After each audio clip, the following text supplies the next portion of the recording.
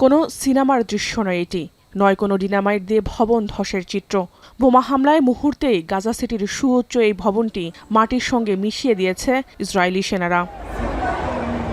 গত কয়েকদিন ধরেই গাজা সিটিতে আক্রমণের তীব্রতা বাড়িয়েছে আইডিএফ। তাদের এবারের টার্গেট এই শহরের বহুতল ভবন ও টাওয়ারগুলো।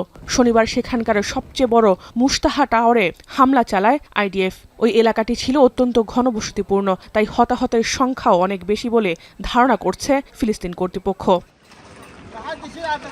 এরই মধ্যে গাজা শহরের প্রায় 40% দখলে নিয়েছে তেল আবিব। পুরো গাজা সিটিকে নিজেদের কবজায় নিতেই মূলত এই প্রচেষ্টা দখলদারদের। يعني ما تمكناش حتى نخلق اشيائنا وادواتنا المنزليه او اشيائنا اللي بالاستعمال الشخصي. من نص ساعه استهدفوا برج مشتهى مقابل مجمع انصار ومن الابراج العاليه। তেল আবিবের দাবি, গাজা শহরের এসব ভবনের নিচেই হামাস নেতারা আশ্রয় নিয়েছেন, তাই তারা এসব ভবনকে গুড়িয়ে দিচ্ছে। কোনো বেসামরিক নাগরিকদের উপর তারা হামলা করছে না।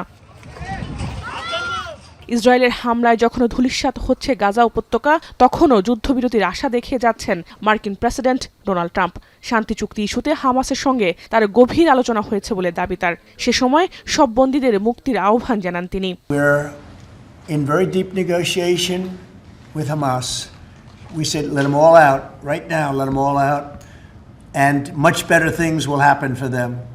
But if you don't let them all out, it's going to be a tough situation. It's going to be nasty. এদিকে ইসরায়েলের হামলার নিন্দা জানিয়েছে বেলজিয়াম সহ ইউরোপের বেশ কয়েকটি দেশ। জাহানারা ভুঁইয়া, এখন বিশ্ব।